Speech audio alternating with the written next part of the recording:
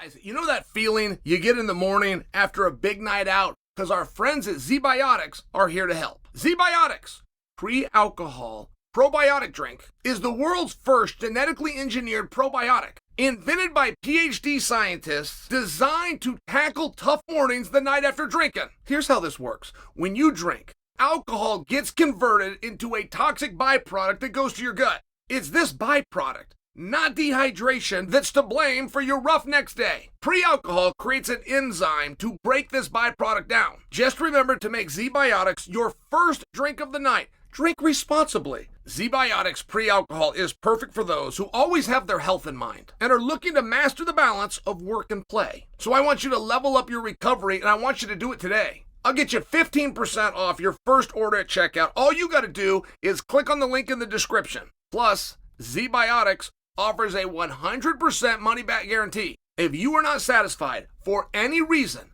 they will refund all of your money, no questions asked. If Jon Jones gets whipped by Aspinall, do we say Jon Jones sucked? I am disgusted with myself and all of you.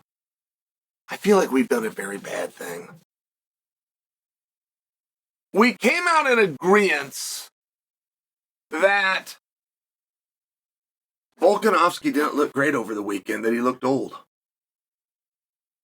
And I will tell you, that's what the kids call a hot take.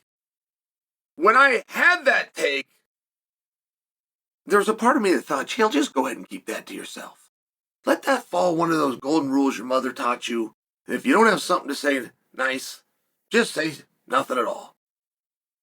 Like all of that crossed my mind. It truly did. But it was hard describing that match. And I saw the best in the world. I saw the right guy win. And Volk's in a very great spot, and I compare Amanda Nunes to that same spot. Like, I didn't think on Amanda's last fights that she was looking as sharp as she had before. However, she put a gap between herself and the field. Where on a bad night, Amanda's still the best. On a really bad night, Amanda's still the best. She might have to dig it out on a split decision, but that decision will go split, and it will go in her favor because she is the best. That's what I'm talking about when I talk about a gap. Michael Jordan had the gap. Michael Jordan did not show up healthy and feeling great every game. He was just so much better than everyone else. Then at the end of the game, even if he did not play up to his own standards, he would be the MVP of the game. And so it's not a full insult, is my point. Like, those things would be pretty nice. I would take that deal in life right now. Hey, Chael, you may not live up to your potential, but I make you a deal. You'll be better than everybody else. Don't even know what potential means. Give me that one. But I was surprised how many of you went along with it. I was surprised how many other people we influenced. And I can't come off it. It's been 4 days later. That Volk just didn't look like a great version of Volk. What was needed to win that contest, I mean, he's in there with a guy who's Western boxing. Lopez offered 0 takedown attempts. Not takedowns that failed, guys. He did not attempt 0. Not one single takedown. When I say he didn't do any submissions, Lopez, I don't mean he didn't secure it or stretch him or break something or strangle. Something didn't work, saved by the bell. He did not attempt a single submission. Muay Thai, which he practices on a daily basis. Talking about knees, I'm talking about elbows. 0 for the whole night. Grabbing to the fence, poking to the eye, slapping him in the nuts. Nope. And Volkanovski needed 25 minutes to slide past a guy that was not fighting back. So, it's just an assessment. I don't know who's going to fight Volk next. It's not clamored after, and it's not going to be a main event. And I'm not predicting for you that the guy will beat him. I'm bragging. Volk has got himself so good, and he is pulled away from the field, that this new guy this slower guy and this older guy is still the best amongst them.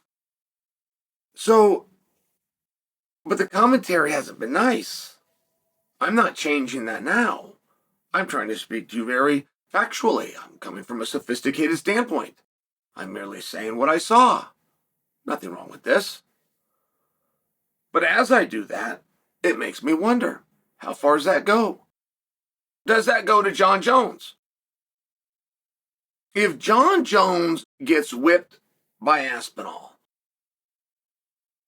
do we say Jon Jones sucked? I mean, after all, Jon will be much older than Volkanovski is, and people are questioning Volk. He had a layoff here. It was 8 or 9. It might have even been 10 months. Whatever it was, Jon will have that plus more. Like, whatever was against Volk. Any way you want to do it, age and layoffs and what's he up to and what team is he training with and how bad does he really want it, and he's already been there, done that, and this is the next era of guy that he's taking on. Like, whatever it is you could say about Volk will definitely apply to Jon Jones's next fight more strongly. So if Aspinall goes out and beats up Jon Jones, do we then instantly say Jon Jones sucked? And I'm only wondering the question because it is an interesting phenomenon. Like on the other hand, Diego Lopez's stock really hasn't slid. Even though Diego Lopez never grabbed the fence, flicked for his nuts, tried to poke his eye, considered elbowing kneeing him or tackling him to the ground, even though he never even considered any of those things, I have not seen anything that says Diego or the lights got too bright or he underperformed or he shouldn't have been there in the first place. It all seems very positive towards Diego, which is tough. If Diego went out and did such a great and positive performance, then that should make Volk going out there and beating him every round but one. And every round but one is just something you say to be nice. Volk run all 5 of those rounds. I know there was some judge that even had it 3-2. This is fiction. 4-1 is fiction. It was 5 rounds to 0. It was amongst the most dominating title fights in history.